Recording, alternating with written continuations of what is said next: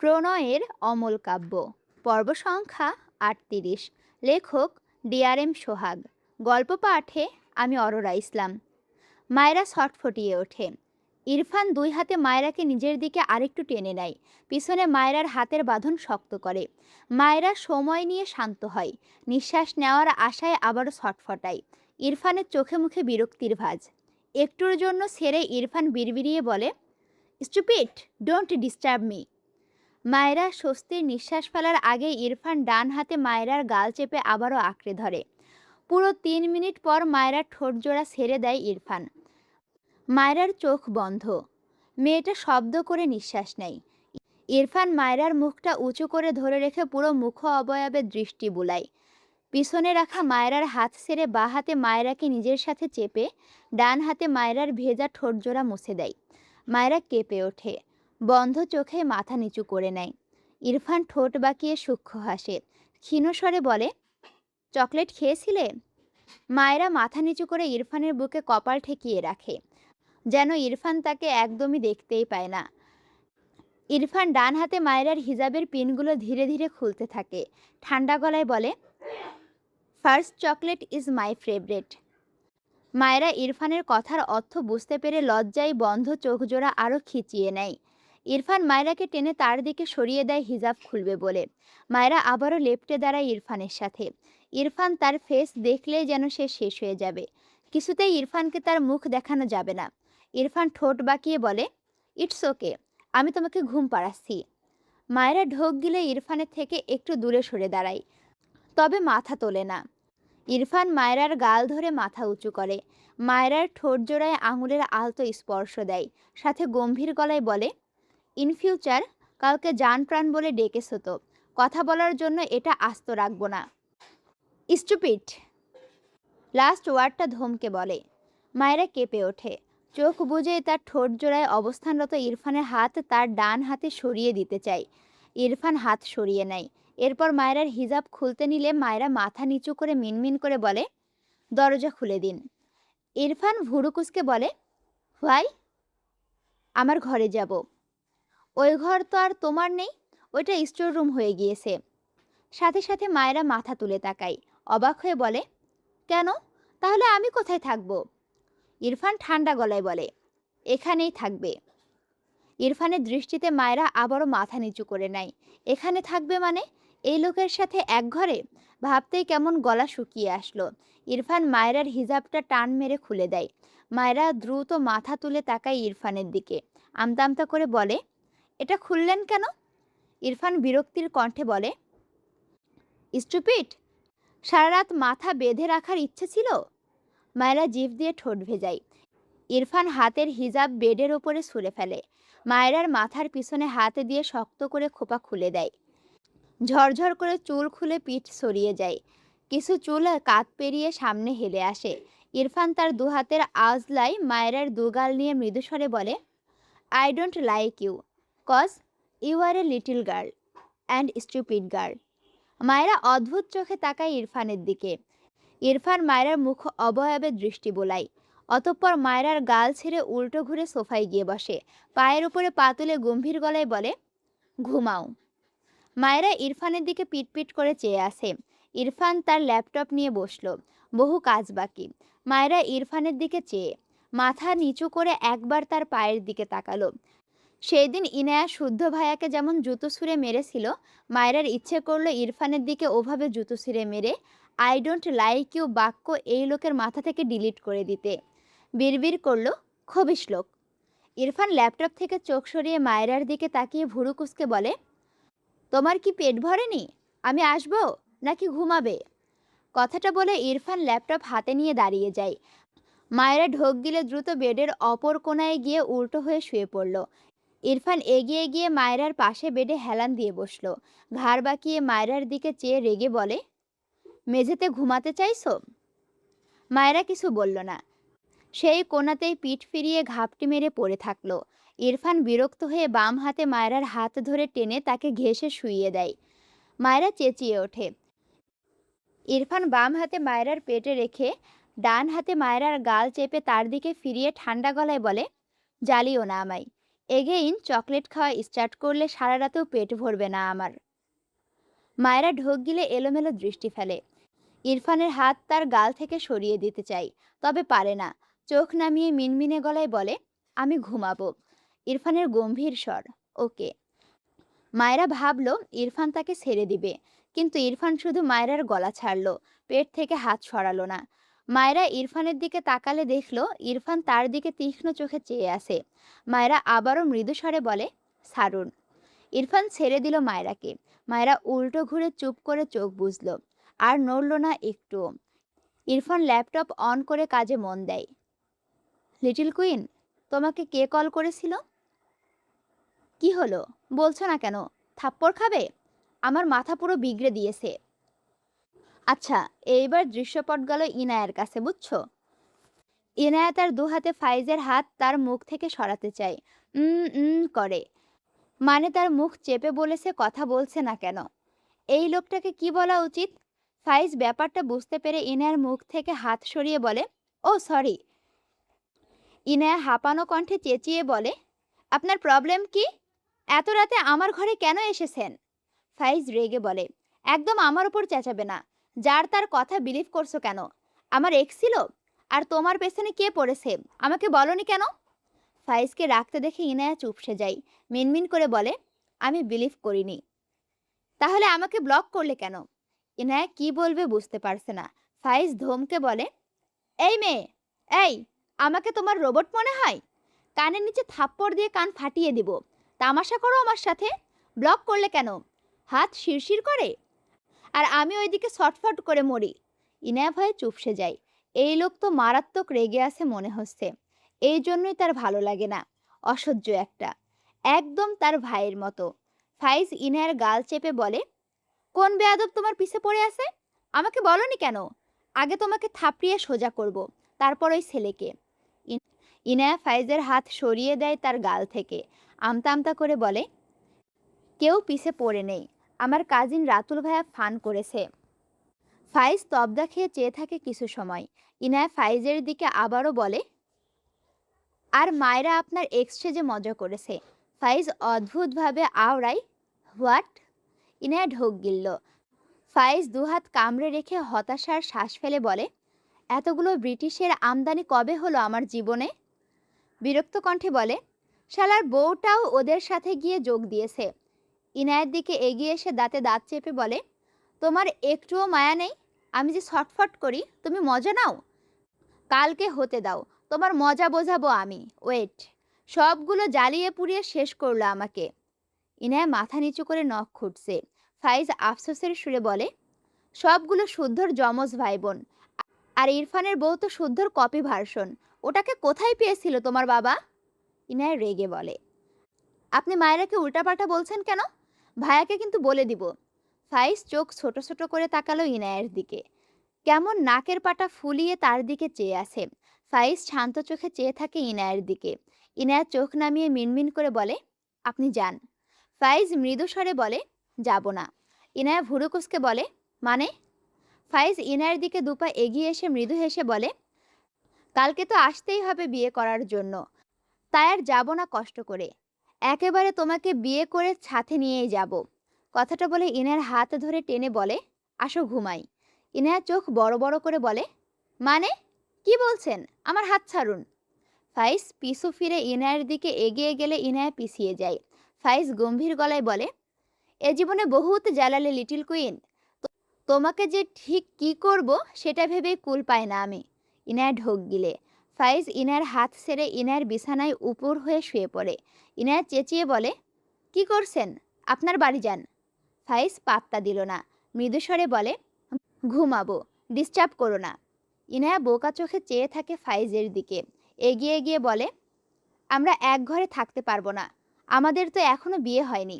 কথাটা শুনে ফাইজ মাথা কাত করে ইনায়ের দিকে তাকায়। চোখের পলকে বেড থেকে নেমে ইনায়ের সামনে দাঁড়ায়। ইনায়া ভয় পেয়ে পিছিয়ে যায় একটু। ফাইজ মৃদু হেসে বলে, তবে চলো লিটল কুইন, আজকেই বিয়ে করে নেই। ইনায়া ভুরু কুঁচকে বলে, আপনি কি পাগল? ফাইজ ডান হাত প্যান্টের পকেটে রেখে ইনায়ের দিকে এগিয়ে গিয়ে ঠান্ডা গলায় বলে, পাগল বানিয়ে বলছো পাগল কি না? How funny. এরপর ইনায়ার হাত টেনে বলে, আসো তো ঘুমাই, কাল আবার বিয়ে। ইনায়া ফাইজকে ঠেলে সরায়। এই লোকটা আসলেই পাগল। রেগে বলে, আপনি যাবেন, নয়তো আমি সবাইকে ডাকবো বলে দিচ্ছি। ফাইজ ভাবলেশহীনভাবে বলে, ওকে, ফার্স্ট। ইনায়া থতমত খেয়ে তাকায়। ফাইজ হাসল। ইনায়াকে আর জ্বালালো না। সে ভালোভাবে গিয়ে শুয়ে পড়ল। ইনায়া কপাল চাপড়ালো। এমন হবে জানলে মায়েরাকে জীবনেও এসব ফাজলামি করতে দিত না। ইনায়া একটা চেয়ারে বসে পড়ে। অসহায় মুখ করে রেখেছে। বারবার হাই তুলছে। ঘুম পেয়েছে তার। বিরক্ত লাগছে। এভাবে বসে থাকতে থাকতে চেয়ারে হেলান দিয়েই কখন যে ঘুমিয়েছে বুঝতে পারেনি। ফাইজ নিজেও ঘন্টা এক এর মতো ঘুমিয়েছে। এরপর ঘুম ভাঙলে দ্রুত শোয়া থেকে উঠে রুমের আশেপাশে চোখ বুলায়। ইনায়াকে চেয়ারে বসে ঘুমাতে দেখে অবাক হয়। তার নিজের মাথায় বাড়ি দিতে ইচ্ছে করলো। ইনায়া ঘুমের ঘোরে চেয়ার থেকে ঠাস করে পড়তে নিলে ফাইজ দ্রুত ইনায়াকে ধরে ফেলে। এরপর তাকে কোলে করে বেডে শুইয়ে দেয়। ডান গালে আলতো করে হাত রেখে মৃদু হেসে বলে, মাই লিটিল কুইন। এরপর ঘর থেকে বেরিয়ে যায়। আচ্ছা, এইবার আবার দৃশ্যপট আসলো ইরফানের কাছে, বুঝছো? ইরফান মনোযোগ সহকারে ল্যাপটপে আঙুল চালায়। মায়েরা ঘুমিয়ে গিয়েছে। ইরফান মাঝে মাঝে মায়েরার দিকে তাকায়। মেয়েটা মাথার বালিশ রেখে তার পা কোল বালিশ আর বালিশ বানিয়ে ঘুমিয়ে আছে। ইরফান মায়েরাকে সরায়নি। মায়েরা ঘুমের ঘোরে ইরফানের পুরো দু পায়ের ওপরে উঠে পড়ে। ইরফান ভুরু কুঁচকে চেয়ে আছে মায়েরার দিকে। অদ্ভুত চোখে চেয়ে আছে মায়েরার দিকে। বিড়বিড় করল, স্টুপিড বাদর, সারাদিন বাদরামি করে ঘুমের মাঝেও স্টার্ট করে দিয়েছে। ইরফান এবারেও মায়েরাকে সরালো না। মায়েরা নড়েচড়ে উঠলে ঠাস করে মেঝেতে পড়তে নেয়। ইরফান দ্রুত ডান হাতে মায়েরার কোমর টেনে ধরে। রেগে বলে, স্টুপিড, কি প্রবলেম? মায়েরার ঘুম ভাঙেনি। ইরফান তার ল্যাপটপ ঠাস করে রেখে দু হাতে মায়েরাকে চেপে মায়েরার দুপা তার দুপায়ের মাঝে রেখে শুয়ে পড়ল। তখনই তার ফোনে কারো কল আসে। ইরফান বিরক্ত হয়। কল ধরল না। মায়েরাকে জড়িয়ে গলায় মুখ গুজে লম্বা শ্বাস টানে। মায়েরা ঘুমের মাঝে হালকা কেঁপে ওঠে। অনবরত কল বাজছে। ইরফান চরম বিরক্ত হয়। মায়েরাকে ডিঙিয়ে হাত তুলে ফোন নিয়ে ফাইজের কল দেখে রিসিভ করে। বাইরে আয়। ইরফান ভুরু কুঁচকে বলে, হোয়াই? ফাইজ অসহায় কণ্ঠে বলে, আরে আয় রে ভাই, তারপর বলছি। ইরফান মায়েরার দিকে তাকিয়ে বিরক্তি কণ্ঠে বলে, পারবো না। ফাইজও বিরক্ত হয়ে বলে, থাক তাহলে, গেট খোলাই থাক, আমি গেলাম। ইরফান ভুরু কুঁচকে বলে, হোয়াট? তুই কোথায়? এসে দেখে যা। ইরফান বেড থেকে নেমে দাঁড়ালো। মায়েরার পাশে দুটো বালিশ রেখে ঘর থেকে বেরিয়ে যায়। ফাইজকে গেটের সামনে দাঁড়িয়ে থাকতে দেখে ইরফান অবাক হয়ে বলে, তোর না নেক্সট ডে বিয়ে?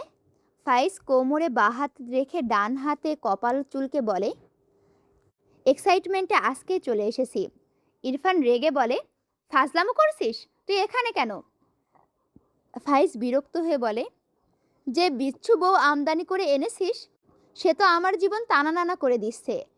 এইসব খবর রাখিস না? ইরফান রেগে বলে, ওকে নিয়ে নো কমেন্টস।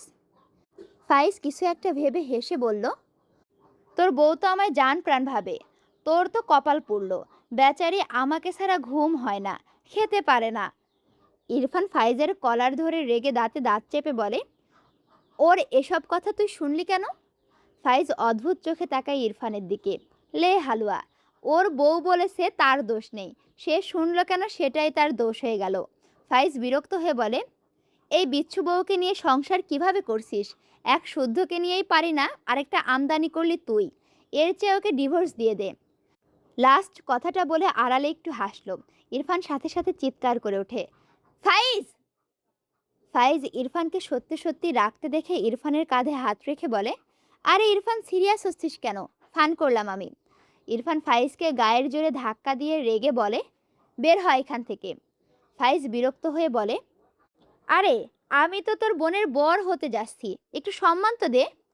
ইরফান ফাইজকে আবারও ধাক্কা দিয়ে ফাইজের কলার ধরে রাগান্বিত স্বরে বলে, ফার্দার ওকে নিয়ে একটা ওয়ার্ড ফান করলে তোকে ছাড়বো না বলে দিলাম। ফাইজ বিরক্ত হয়ে বলে, বাল ফান করেছি, এত সিরিয়াস হওয়ার কি আছে? ইরফান গম্ভীর গলায় বলল, এত রাতে এখানে কেন এসেছিস?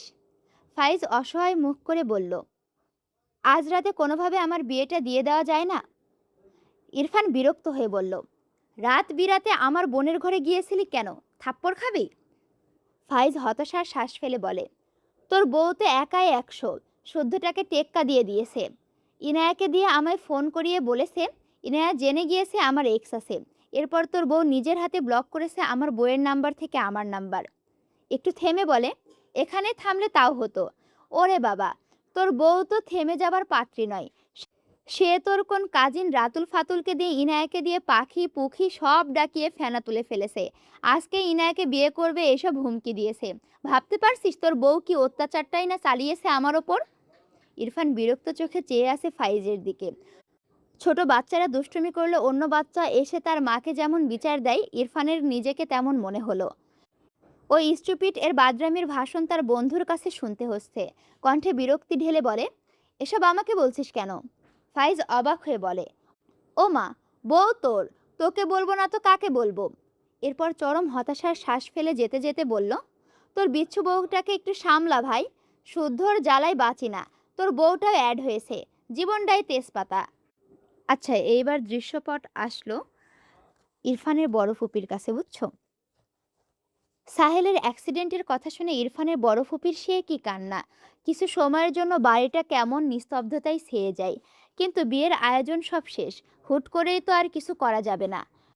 শুদ্ধ গত রাতে সাহেলের কাছেই ছিল। সে সবাইকে বলেছে সাহেলের চিকিৎসা চলছে, ভালো আছে সে, সুস্থ হতে সময় লাগবে এটাই। হাত পা সব ভাঙা। শুদ্ধ আফসোসের সুরে সাহেলকে বলেছিল ইরফানের পিছনে কেন লাগতে গেল, আগেই নিষেধ করেছিল। রক টেরা, এবার বোস ঠেলা। সাহেলের মাকে শিহাব রাতুল হসপিটালে আনলে সকাল সকাল শুদ্ধ উঠে ফাইজের বাড়ি চলে আসে। ফারহা খুব সুন্দর একটা স্টোনের পিঙ্ক কালারের লেহেঙ্গা পরেছে, ওপরে ম্যাচিং করে হিজাব বেঁধেছে। ঘড়ির কাঁটায় দেখলো দুপুর 1:05। একদম রেডি হয়ে ঘর থেকে বেরিয়ে আসে। সবাই তার জন্য অপেক্ষা করছে। পার্লারে গিয়েছিল, আসতে আসতে লেট হয়েছে। তার মাকে একবার জড়িয়ে ধরে বলে, আম্মু গেলাম। ফারহার আম্মু মেয়ের গালে হাত বুলিয়ে বলে, সাবধানে থাকবি, সবসময় বাবার সাথে থাকবি, বিয়ে বাড়িতে অনেক মানুষ থাকবে কিন্তু। ফারহা মাথা নেড়ে দ্রুত বাসা থেকে বেরিয়ে গেল। শুদ্ধ বিরক্ত নিয়ে দাঁড়িয়ে গাড়ির বাইরে অপেক্ষা করছিল ফারহার জন্য। মূলত ফাইজের সাথে সে আর ফারহা যাবে। পিছনে আরও 4টে গাড়ি, যেখানে ফাইজদের সব আত্মীয় স্বজন উঠেছে। শুদ্ধ যতটা বিরক্তি নিয়ে অপেক্ষা করছিল, ফারহাকে দেখে তার চেয়েও হাজার গুণ মুগ্ধতা তাকে ঘিরে ধরল। ফারহা শুদ্ধর সামনে দাঁড়িয়ে বলে, শুদ্ধ ভাই, আমার ফোন দাও। গতকাল রাতে শুদ্ধর কাছেই ফারহার ফোন রয়ে গিয়েছে, সেটাই চাইছে ফারহা। শুদ্ধর কোনো রেসপন্স না পেয়ে ভুরুকুসকে ডেকে ওঠে, শুদ্ধ ভাই। শুদ্ধ মৃদু হেসে ফারহার দিকে একটু ঝুঁকে বলে, ফারহা, যাওয়ার পথে তুমি আর আমি বিয়ে করে নিব, ওকে বেবি? ফারহা হঠাৎই ডেকে ওঠে, আব্বু। শুদ্ধ থতমত খেয়ে কটমটে দৃষ্টিতে তাকিয়ে ফারহার দিকে। ফারহা মিটিমিটি হাসছে। পিছনের গাড়ি থেকে ফারহার বাবা নেমে এসে ফারহাকে জিজ্ঞেস করে, কি হয়েছে আম্মু, কোনো সমস্যা হয়েছে? ফারহা তার বাবার দিকে এগিয়ে গিয়ে বলে, আমার দিকে বখাটে ছেলের নজর দিচ্ছে আব্বু। শুদ্ধ হা করে তাকায়, কত বড় ফাজিল, তাকে বখাটে বলছে। শুদ্ধর বাবা রাস্তার আশেপাশে চেয়ে দেখল, এরপর ফারহার হাত ধরে বলে, তুমি আমার পাশে বসবে, এসো। শুদ্ধ ভাইয়ের কাছে আমার ফোন আছে, দিতে বলো। ফারহার বাবা শুদ্ধর দিকে তাকালে শুদ্ধ জোরপূর্বক হেসে পকেট থেকে ফারহার ফোন বের করে দেয়। ফারহা ফোনটা নিয়ে ভদ্র মেয়ের মতো বাবার সাথে যায়। শুদ্ধ ছ্যাঁকা খাওয়া পাবলিকের ন্যায় মুখটা অসহায় করে ফারহার দিকে চেয়ে রইল। কি অবস্থা, তার না হওয়া বউ তাকে জ্বালাচ্ছে, এসব মানা যাচ্ছে না। ফারহা পিছু ফিরে একবার তাকায়, শুদ্ধর সাথে একবার চোখাচোখি হয়। ফারহা মুখ বাঁকায়। শুদ্ধর ইচ্ছে করলো কানে ধরে উঠবস করে বলতে, ফারহা বেবি, তুমি আমার পাশে বসো, এই দেখো আমি জোকার সেজেছি তোমার জন্য। মনের কথা মনেই রইল, বলা আর হলো না। ফাইজেরা পৌঁছে যায় ইনায়াদের বাড়ি। গাড়ি থেকে নামলে ইনায়ের বাবা ফাইজের বাবার সাথে হাত মেলায়, কোলাকুলি করে। ফাইজের বাবা তারেক নেওয়াজের পিঠে হাত দিয়ে বলে, অবশেষে দলিলে পাক্কা বেয়াই হতে চলে আসলাম বেয়াই সাহেব। ফাইজের বাবার কথায় সবাই হাসলো। তারেক নেওয়াজ হেসে বলে, আর আমি অপেক্ষা করছিলাম আপনার বেয়াই সাহেব হওয়ার। একে একে ফাইজের কাকা মামা সবার সাথে হাত মেলায় তারেক নেওয়াজ। তারপর ফারহাকে জিজ্ঞেস করে, কেমন আছো মামুনি? ফারহা মৃদু হেসে বলে, আলহামদুলিল্লাহ আঙ্কেল, ভালো। এরপর সবাই একে একে ভেতরে যায়। শুদ্ধর মুখ ফ্যাকাশে। সে ফারহার শোকে শোকাহত। সারা রাস্তা ছটফট করতে করতে এসেছে, এখন শুধু গলা শুনতে পেল, দেখতে আর পেল না। খুব ভালোই বুঝলো তাকে জ্বালানোর ফন্দি করেছে এই মেয়ে। ফাইজের পাশে যেতে যেতে অসহায় মুখ করে বলে, দোস্ত, আমিও বিয়ে করব। তোর বোন আমাকে জ্বালাচ্ছে। আমার ভেতর বাহির সব জ্বলে পুড়ে ছারখার হয়ে যাচ্ছে তোর বোনকে দেখতে না পারার শোকে। ফাইজ শুদ্ধকে পাত্তা দিল না, চুপচাপ হাঁটতে লাগলো। ফারহা ইনায়ের পাশে এসে বসেছে। ফারহার আরও অনেক কাজিন এসেছে, তারাও ফারহাকে ঘিরে বসেছে। মেরুন রঙের ভারী লেহেঙ্গা পরিয়েছে। ইনায়ের মনে হচ্ছে এটার ওজন তার চেয়েও বেশি। এত ভারী কাপড় ইহজীবনে পরা হয়নি।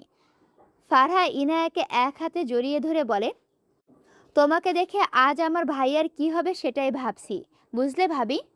ইনায়া লজ্জা পায়। তার কাজিন মহলের মাঝ থেকে তামান্না বলে ওঠে, এর ক্রেডিট আমাদের গো ইনায়ার ননদিনী। তোমার ভাইয়াকে বইল আমাদের জন্য গিফট রেডি রাখতে। তামান্নার কথায় সবাই হাসলো। হঠাৎই মায়েরা কোথা থেকে প্রায় দৌড়ে এসে ইনায়ার রুমে ঢুকে পড়ে। তার রেডি হতে লেট হয়েছে। হাঁপানো কণ্ঠে বলে ওঠে, আমাকে ছাড়া কেউ মজা করো না আপুরা। সবাই দরজায় তাকালে মায়েরাকে দেখে অবাক হয়। ইনায়া আর তার কাজিন মহল অবাক না হলেও ফারহার কাজিনরা ভীষণ অবাক হয় মায়েরাকে দেখে। মেয়ে হয়েও তাদের চোখে মুখে মুগ্ধতা। মায়েরা কালো রঙের ফ্যাব্রিকের তৈরি, যার ওপর সূক্ষ্ম স্টোন এমব্রয়ডারির কাজ করা। লেহেঙ্গাটি মূলত ইরফান নিজেই গিয়ে এনেছে, কিন্তু মায়েরা এটা জানে না। সে ভেবেছে তারেক নেওয়াজ সবার জন্য যখন কিনেছে, তার জন্য এটা কিনেছে। মনে করার কারণও আছে অবশ্য। সে তো আলাদা করে পায়নি এই লেহেঙ্গা। তবে মায়েরা সবার মাঝে তার নিজের লেহেঙ্গাটাই সবচেয়ে ইউনিক লেগেছে। সে তার শ্বশুরমশাইকে ধন্যবাদ দিতে দিতে মুখে ফেনা তুলে ফেলেছে। তারেক নেওয়াজের কোনো কথাই শোনেনি। লেহেঙ্গার সাথে ম্যাচিং করা একটা হিজাব পেয়েছে, সেটাও খুব সুন্দর করে বেঁধেছে। ফর্সা গায়ে কালো রঙের লেহেঙ্গা কেমন জল করছে। ইনায়াকে সাজাতে বাড়িতে কয়েকটা মেয়ে এসেছিল, তারা সবাইকে সাজিয়ে দিয়েছে। মায়েরাও এই প্রথম এত সাজলো। এগিয়ে এসে অনেক অপরিচিত মুখ দেখে বলে, হাই, তোমরা সবাই কারা? ফারহা হেসে সবার সাথে পরিচয় করিয়ে দিল মায়েরাকে। মায়েরা সবার সাথে হেসে কথা বলে। মেয়েগুলো নিজেদের মাঝে বলা বলি করে মায়েরাকে নিয়ে। মেয়ে হয়েও তারা মায়েরাকে তাদের কাছে একটু পুতুল পুতুল লাগলো। ফারহার পাশে অপরিচিত একটি মুখ দেখে ফারহা জিজ্ঞেস করে, মায়েরা, তোমার পাশে এটা কে? মায়েরা হেসে বলে, ওর নাম সামিয়া, আমার আম্মাজানের হবু বৌমা, বুঝলে, আমাদের গ্রামেই। ফারহা ভুরু কুঁচকে বলে, তোমার আম্মাজানকে? মায়েরা কিছু বলার আগে ইনার ফুপি ভেতরে এসে ফারহাকে জিজ্ঞেস করে, আম্মু কেমন আছো? তুমি আমাদের জামাইয়ের বোন না? ফারহা সম্মতি দেয়। এরপর টুকিটাকি কথা বলতে থাকে সবাই।